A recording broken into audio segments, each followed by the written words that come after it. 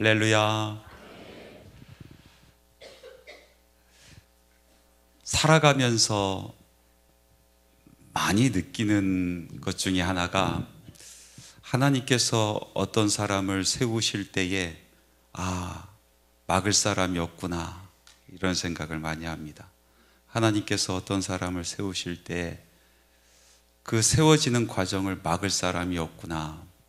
또 반대로 하나님께서 어떤 사람을 내리실 때에 아무리 발버둥 치고 또 이를 악물고 살아가도 그 내리시는 하나님의 손길을 막을 사람이 없구나라는 그런 것을 참 많이 느낍니다. 어떤 사람은 상황과 조건이 너무나 완벽해요. 그래서 마치 여러분 고스톱 쳐보셨어요? 예? 고스톱 쳐보셨어요?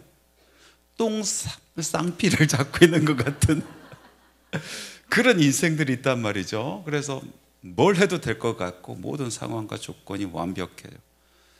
그런데도 겉으로 보기에는 성공하는 것 같아 보이지만은 그러나 그 이름이 점점 추악해지고 그리고 하나님께서 마치 내리시는 것 같은 그런 인생을 사는 사람들이 참 많이 있습니다. 그런데 반대로 어떤 사람은 똥패를 들고 있는 것 같아요. 인생이 똥패를 들고 있어요. 이번 생은 끝났다라고 생각이 들 정도로 그 인생의 상황과 조건이 참 안 좋아요. 성공할 수 있는 조건이 아니에요. 그런데도 하나님께서 그를 높이시는데 걷잡을 수 없이 그 인생이 펼쳐지고 또 하나님 뜻이 그 인생에서 드러나고 하는 그런 인생들이 있습니다.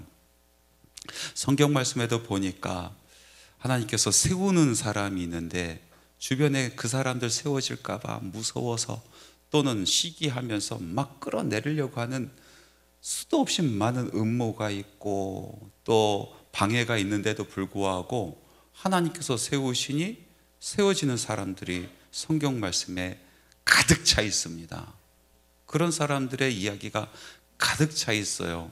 심지어는 하나님께서 그 사람들의 인생에서 참 드러나면은 그 인생 정말로 완전히 끝날 그럴 일이 벌어지고 그럴 일을 범했음에도 불구하고 그 허물조차도 하나님께서 가리셔서 그 허물을 가리셔서 그를 높이는 사람도 얼마나 많은지 몰라요. 여러분 아브라함을 보십시오. 우리 아브라함 하면 딱 떠오르는 단어가 뭐예요? 믿음의 조상이죠. 아브라함 하면은 모든 사람들이 믿음의 조상이라고 생각을 해요. 그런데 성경 말씀에 아브라함의 그 추악한 허물이 얼마나 많이 드러나 있습니까? 자기 살려고 아내 2번이나 팔아먹는 사람이에요. 여러분 만약에 제가 나 살려고 제 아내 2번 팔아먹었다 그러면요 저는 인생 꽉 납니다. 예? 누가 저를 신뢰하고 그리고 목사로 따르겠어요? 아브라함이 그런 인생 살았다니까요. 그럼에도 불구하고 하나님께서 그 허물이 드러났는데도 덮으세요.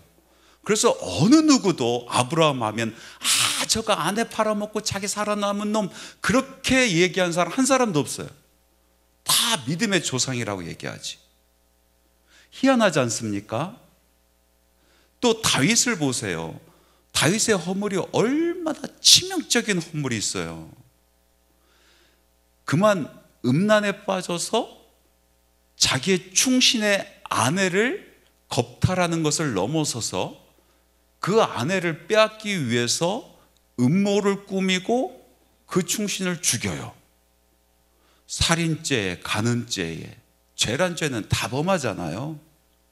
그런데 다윗 하면은 모든 사람들이 생각하는 것이 하나님께 사랑받은 자라는 생각을 한단 말이죠. 허물이 드러났어요. 허물이 드러나 있어서 정말로 이 세상 끝났다 너는 그런 허물로 어떻게 왕노릇하고 어떻게 인생을 살아갈까 그런 생각이 드는데도 하나님께서 드러난 허물도 덮어주시네. 드러난 허물도 덮어주셔서 그로 하여금 모든 사람이 다윗과 같은 인생 살자. 그래서 제가 아이들 데리고 오면 다윗과 같은 인생 되게 해달라고 막 기도하잖아요. 어느 부모 한 사람도 저에게 찾아와서 그따위 기도를 했냐고, 다윗과 같은 인생 살면은 어떻게 되는지 아시면서 이렇게 이야기한 사람 한 사람도 못 만났어. 다 좋아해, 다 좋아해.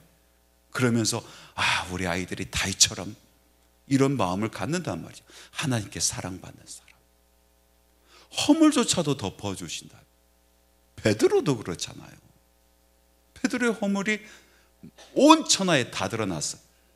세계에서 제일 많이 팔린 책이 무슨 책이에요? 성경책 아닙니까? 인류의 역사 속에서 제일 많이 팔린 책에 베드로의 허물이 다 드러났다고요.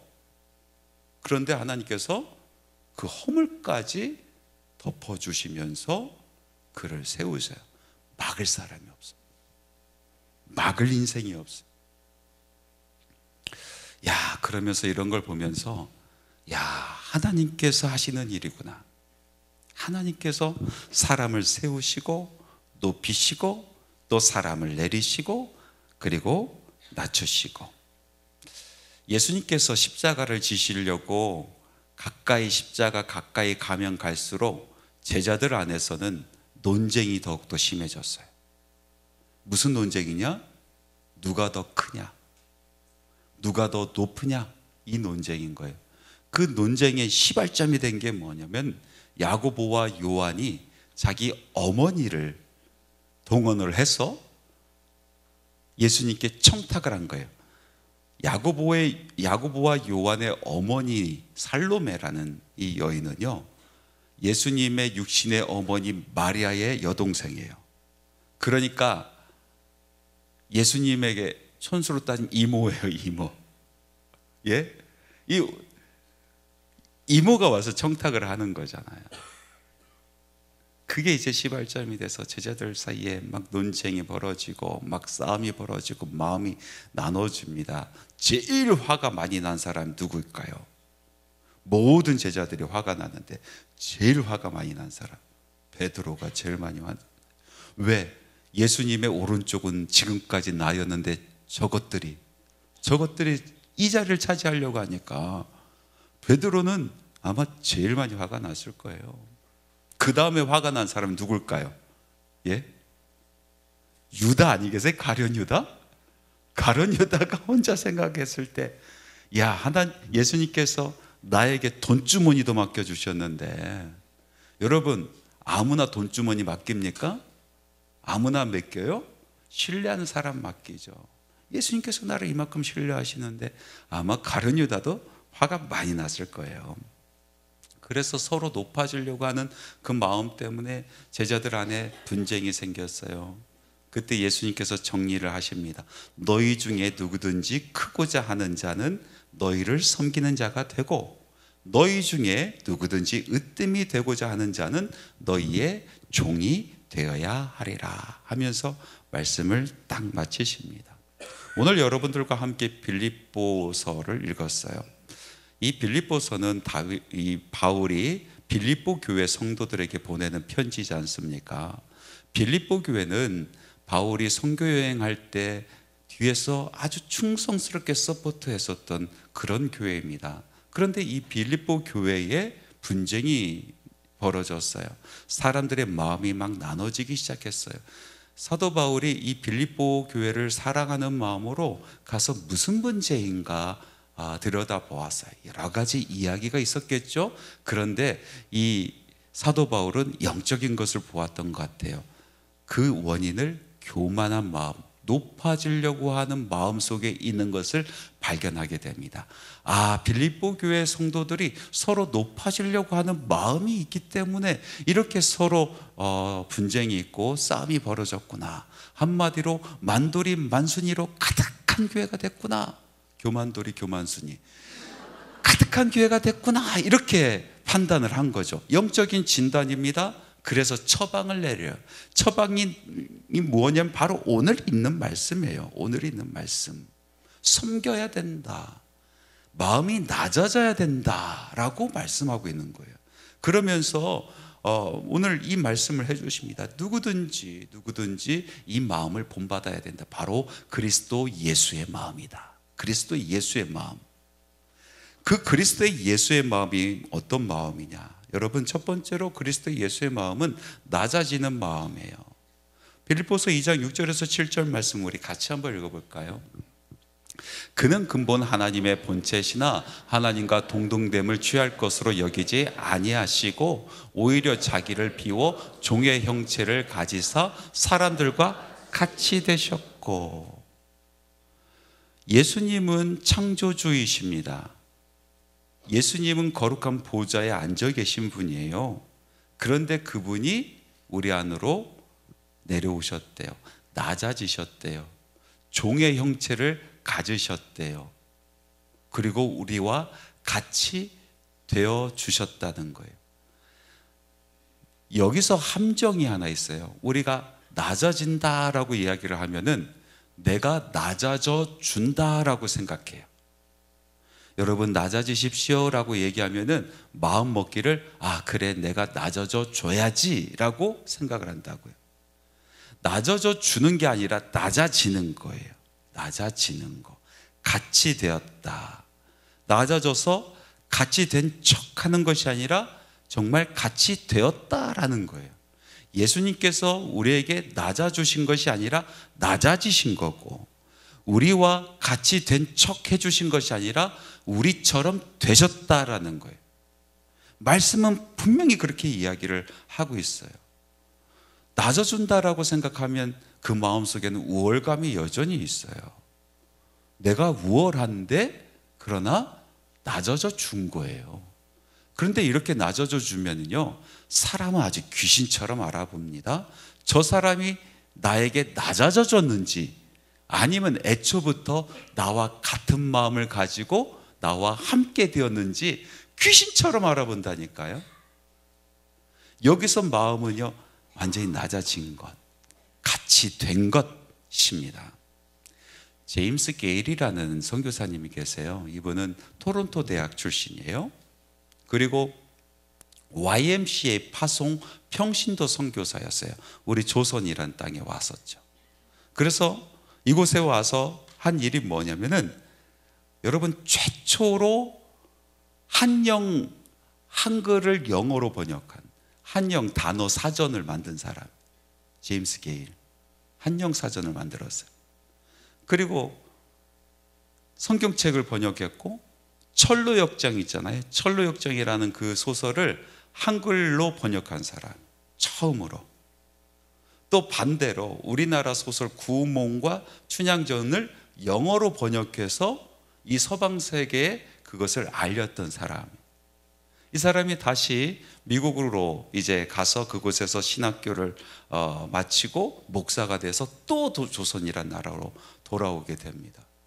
그래서 선교사의 그 사역을 감당을 하는데요, 이 사람이 살았던, 이 게일 선교사님이 살았었던 그 집, 그리고 그분이 다녔던 교회가 제가 살던 곳과 그리 멀지 않아서 제가 그곳을 찾아가 봤어요. 사진이 있더라고요.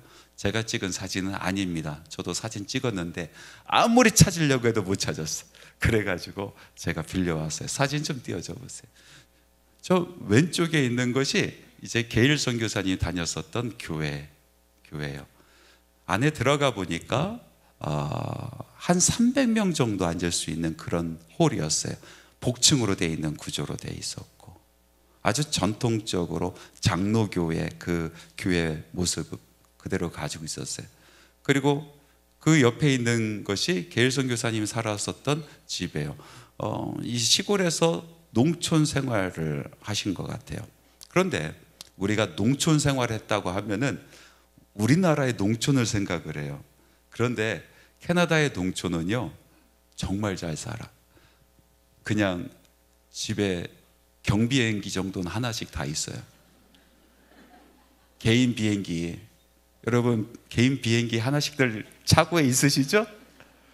그냥 자동차도 몇 대, 그냥 비행기 정도는 한 대씩 가지고 있어서 그 옆집 이제 김씨네 놀러 가려면 비행기 타고 날아가죠. 비행기 타고 날아가서 이제 또 같이 저녁도 먹고 돌아오고, 아니 그런 정도로 사는 사람들이에요. 이게 그 농촌 지역의 중산층이죠. 그렇게 살았더라고요, 게일 선교사님이. 그런데 조선이란 땅에 와가지고 이분은요 참 겸손한 삶을 살은 것 같아요.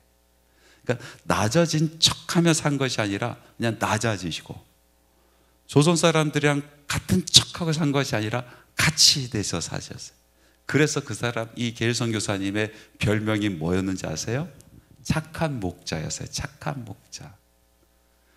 조선 사람들이 이 게일 선교사님 보면서 착한 목자, 착한 목자 그렇게 불렀다라는 이야기입니다. 여러분, 낮아지는 것, 이것이 크고자 하는 사람이 반드시 가져야 되는 마음이다라는 거예요. 낮은 마음에 여러분 은혜가 있습니다. 오늘도 이 순간 낮은 마음에 은혜가 있어요. 낮은 마음에. 항상 나는 그 집회에 가면은 은혜 받았어. 항상 나는 은혜를 누렸어. 그런 마음 갖는 순간 마음이 높아지는 거예요. 저도 이 자리에 서면서 계속해서 기도하는 영적인 싸움의 기도가 있어요. 주님, 제가 낮은 마음 갖게 해주세요. 오늘도 아무것도 없는 정말 제일 낮은 마음, 그런 마음 갖고, 그리고 그 안에 주님의 은혜가 없이는 나는 오늘도 하루 설 수 없습니다라는 그런 고백을 하면서 계속해서 영적인 싸움을 하고 집회를 준비하고 집회에 참여해요. 여러분들도 그런 마음이 있었으면 좋겠어요. 그냥 나는 항상 와서 나도 기도 잘했고, 그리고 항상 때마다 은혜가 있었어, 이런 마음 말고, 오늘도 나에게 주실 은혜가 있는데 내가 감히 그 은혜를 받을 수 있을까요? 내가 오늘 감히 그 은혜를 누릴 수 있을까요? 이런 낮은 마음이 있을 때 그 안에 은혜가 채워집니다. 우리 삶 가운데 낮아짐이 있을 때의 영광이 머무는 거예요. 주의 영광은 낮은 삶 가운데 임합니다. 두 번째로 품어야 되는 그 마음은 복종이라는 그런 마음이에요. 8절 말씀 우리 같이 한번 읽어봅시다. 시작. 사람의 모양으로 나타나서 자기를 낮추시고 죽기까지 복종하셨으니 곧 십자가에 죽으심이라. 여기 보니까 죽기까지 복종하셨다. 죽은 척한 것이 아니에요. 죽음의 순간까지 갔다가 이만하면 됐다 해서 돌아오신 것도 아니에요. 죽으신 거예요. 죽으신 거. 복종을 죽으신 것까지 하셨다는 거예요. 죽으신 것까지. 이것이 하나님 앞에서의 낮은 마음인 거예요. 복종이라는 것은. 이 앞에 낮은 마음은 사람 앞에서의 낮은 마음을 이야기하는 거고, 지금 이 복종이라는 것은 하나님 앞에 낮은 마음을 이야기하는 거예요. 그래서 죽으면서 복종하셨다는 거예요. 죽으면서 복종하셨다.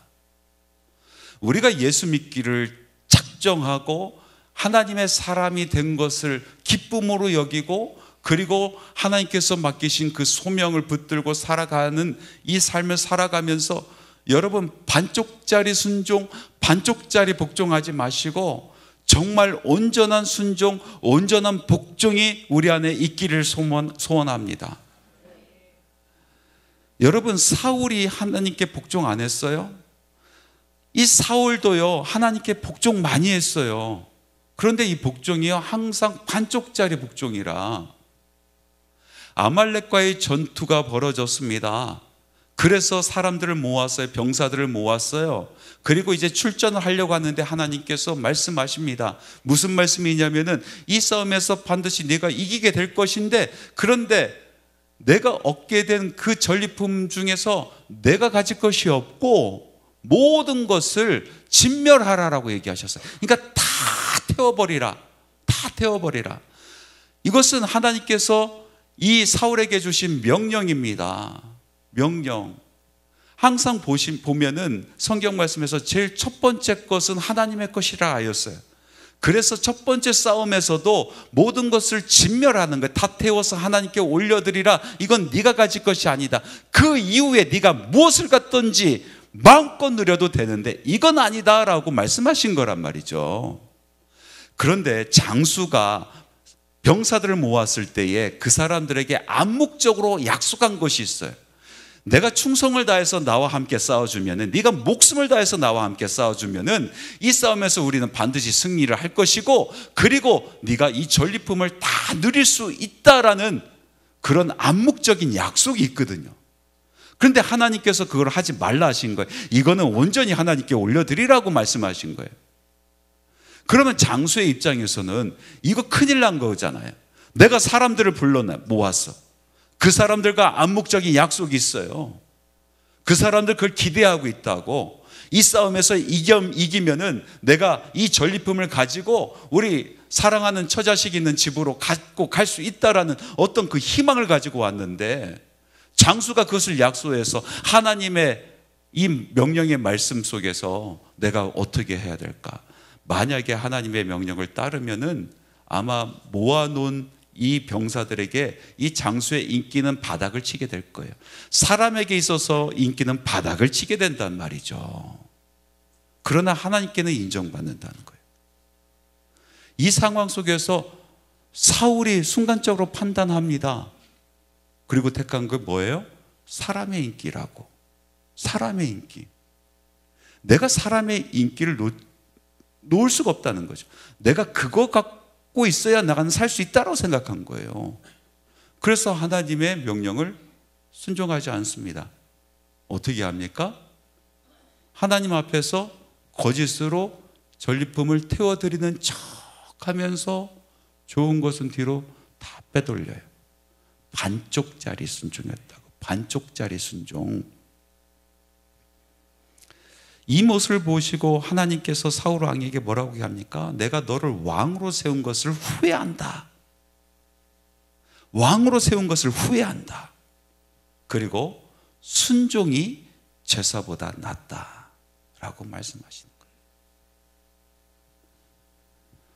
여러분, 하나님 앞에 순종하고 복종한다는 것은요, 자기가 죽는 것과 같아요. 순교와 같아요. 하나님의 말씀에 순종하고 복종하는 것은 순교와 같아요. 기독교 전통 가운데 순교를 세 가지로 나누잖아요. 하나는 붉은 순교, 또 하나는 푸른 순교, 그리고 흰 순교. 세 가지 순교가 있어요. 붉은 순교는 여러분이 직감했듯이 우리의 피를 흘려서 예수 그리스도를 위해서 죽는 것, 이것이 붉은 순교, 피의 순교죠. 푸른 순교는 무엇이냐면은 예수 그리스도의 이름을 높이기 위해서 내가 오늘날 나의 삶 가운데 고난을 받는 거, 내가 고난을 받는 거, 그것이 푸른 순교예요. 흰 순교는 무엇입니까? 흰 순교는 날마다 죽는 거예요. 날마다 말씀 안에서 순종하고 복종해서 내가 죽는 거예요. 내가 죽지 아니하면 어떻게 순종이 나올 수가 있어요? 내가 죽지 아니하면 어떻게 복종이 나올 수가 있습니까? 내 생각이 죽지 아니하면, 내 의지가 죽지 아니하면은, 나의 계획이 죽지 아니하면 어떻게 말씀을 따라 살아갈 수 있냔 말이죠. 그래서 흰 순교는 매일같이 죽는 거예요. 매일같이 죽는 거. 저는 이 세 가지 순교를 보면서 모든 순교가 참 하나님 보시기에 아름다운 순교고 하나님 보시기에 참 거룩한 것이지만은, 그러나 내 인생 가운데 제일 어려운 것이 무엇일까 생각을 해보니까, 옛날에는 저는 피의 순교가 참 어렵겠다라고 생각을 했었어요. 그런데 기도하면 기도할수록 흰 순교가 제일 어려운 것 같아요. 날마다 죽는 거. 날마다 죽는 거. 피의 순교는 정말 눈 한번 찔끔 감고 순간이잖아요. 순간. 그러니까 하나님께 영광 돌리는 마음으로 건너갈 수 있겠는데, 이 날마다 죽는 건 너무나 힘이 드는 거예요. 날마다 죽는 거.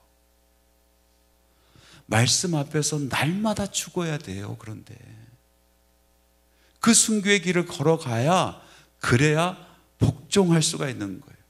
말씀에 순종하며 살아갈 수 있는 거예요. 온전한 순종을 하나님께 올려드릴 수가 있는 겁니다. 이것이 그리스도 예수의 마음이라는 거죠. 이 마음을 너희들은 본받으라. 이 마음을 내 마음속에 품으라. 이 마음이 곧 내 마음이 돼야 된다. 낮아지는 마음, 복종의 마음. 그런데 말씀을 보니까 여기서 끝나는 것이 아니에요. 하나님께서 이런 마음을 품은 사람들에게 반드시 상급을 주시고 이 마음을 품는 사람들을 하나님께서 높이신다라는 거예요. 높이신다. 우리가 9절과 10절을 같이 한번 읽어봅시다. 두 가지의 상급이 있는데 어떤 거냐면은 9절 먼저 10절, 9절 10절 먼저 읽습니다. 시작. 이러므로 하나님이 그를 지극히 높여 모든 이름 위에 뛰어난 이름을 주사 하늘에 있는 자들과 땅에 있는 자들과 땅 아래에 있는 자들로 모든 무릎을 예수의 이름에 꿇게 하시고, 여기 보니까 그 이름을 주시고 그 이름을 높이신다. 그리고 모든 무릎을 그 앞에 꿇게 하신다라고 이야기하고 있는데, 하늘에 있는 자들도 그 앞에 무릎을 꿇고, 그리고 땅에 있는 자들도 그 앞에 무릎을 꿇고, 땅 아래에 있는 자들도 그 앞에 무릎을 꿇게 하신다라고 말씀하시고 있어요. 하늘에 있는 자들이 누굽니까? 바로 천군 천사들이에요. 하늘에 있는 자 천군 천사도 그렇게 낮아진 마음으로 주님의 말씀에 복종하며 그 마음을 자기 마음으로 품고 살아가는 사람들 앞에 무릎을 꿇게 하시겠다라는 말씀입니다. 예수님께서 그렇게 하셨으니 하늘에 있는 모든 영적인 것이 예수 그리스도의 이름 앞에 무릎을 꿇었다라는 겁니다. 땅에 있는 것은 무엇입니까? 땅에 있는 사람들을 이야기해요. 이 땅에서 호흡을 하는 모든 생물체를 이야기해요. 예수 그리스도 앞에 그들이 무릎을 꿇습니다. 그리고 땅 아래에 있는 자들은 누굽니까? 바로 사탄 마귀들을 이야기하는 거예요. 악한 자들조차도 그 앞에 무릎을 꿇게 한다. 원수들 앞에서도, 원수들조차도 그 앞에 무릎을 꿇게 하여 주신다. 예수님을 그렇게 해주셨다.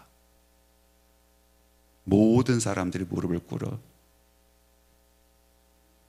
승리를 이야기합니다.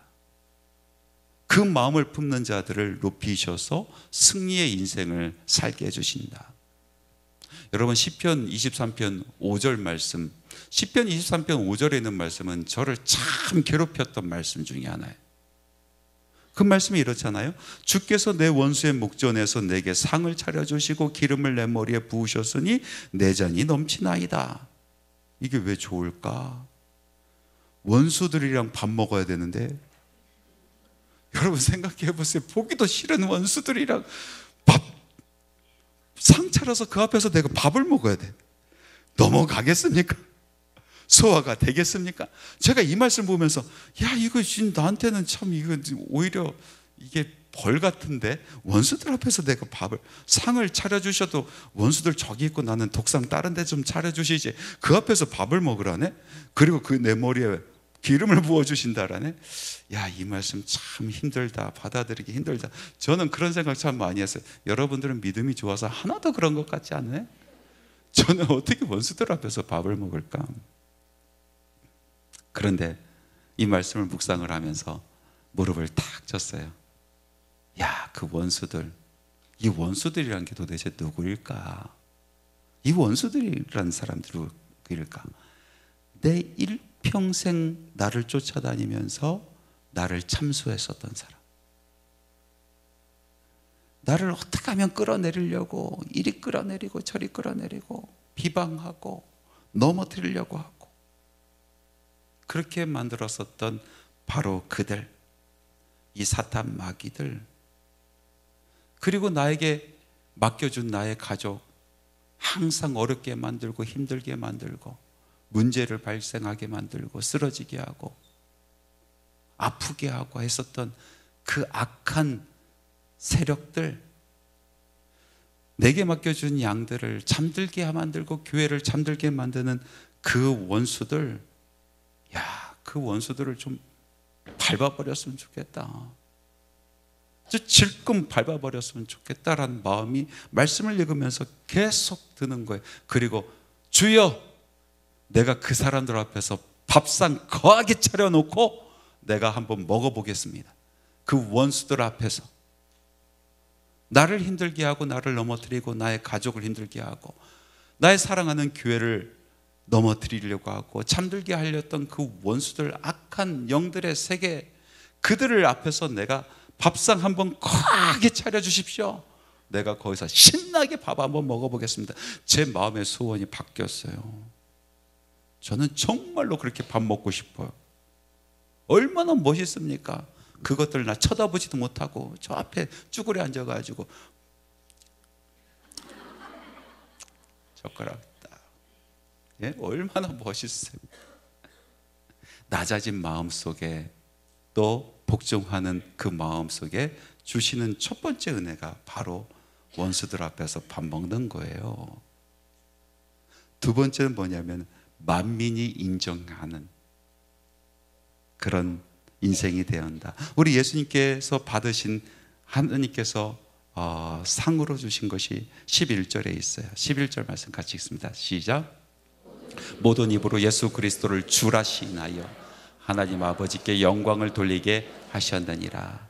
예수 그리스도의 마음을 가진 사람은 우리 주님과 함께 하나님께 영광 돌리고 모든 사람들에게 인정받는 인생이 되는 줄 믿습니다. 여러분, 예수님께서 주님이 되신 것 그 자체가 기적 아니겠습니까? 예수님 말구유에 태어나시고 정말로 사람들이 알아주지 않는 동네에서 자라나시고 수학하시고 배우시고 그리고 십자가에 달려 돌아가셨는데 그 십자가의 형벌은요 정말 치욕스러운 형벌이었지 않습니까? 우리나라의 이 조선이라는 나라의 그 역사에 보면은 제일 치욕스러운 죄가, 감추고 싶은 죄가 뭐예요? 반역죄 아닙니까? 그래서 반역죄로 처형당한 그 가족들, 그 자녀들은요 매일같이 그것을 숨기면서 어떻게 하면 그것이 드러나지 않을까 하고 살아가지 않습니까? 그런데 예수 그리스도의 십자가 바로 반역죄의 십자가였단 말이죠. 치욕스러운 십자가요. 함께 했었던 사람들이 다 쉬쉬쉬쉬 입을 가리고 살아야 되는 그런 처형 아니었겠어요? 그런데 그 처형을 뚫고 일어나셔서 모든 사람들이 그 앞에서 주라 시인하고 무릎을 꿇고 하나님의 영광이 되은 이 놀라운 모습을 보면요, 이건 기적과 같은 일 아닙니까? 여러분, 예수 그리스도의 마음을 품는 사람들에게 동일한 은혜가 있는 줄 믿습니다. 사람들 앞에서 기적과 같은 일이 일어나는 줄 믿습니다. 하나님께서 드시는 거예요. 세우시는 거예요. 쓰시는 거예요. 다른 사람들은 다 안 된다고 여기고 내 같은 인생이 어떻게 그렇게 그런 일들을 감당할 수 있을까라고 이야기하지만은, 그러나 하나님께서는 그 마음을 가진 자들을 들어 쓰시겠다라는 것입니다. 사람들로부터 인정받는 자리로 올려놓으시겠다는 것입니다. 여러분, 말씀을 마치겠습니다. 제자들이 서로 자기가 높아지려고 할 때에 예수님께서 그 이야기를 들으시고 제자들을, 야 이놈들아, 너희들이 왜 그렇게 높아지려고 하냐, 큰 자가 되려고 하냐, 내가 언제 너희들로 하여금 큰 자 되라고 했냐, 높은 데 올라가라고 했느냐, 막 꾸짖으실 줄 알았어요. 그런데 말씀해 보니까 한 번도 큰 자가 되려고 하는 그 제자를 꾸짖지 않으세요? 높은 데 올라가려고 하는 제자를 꾸짖지 않으세요?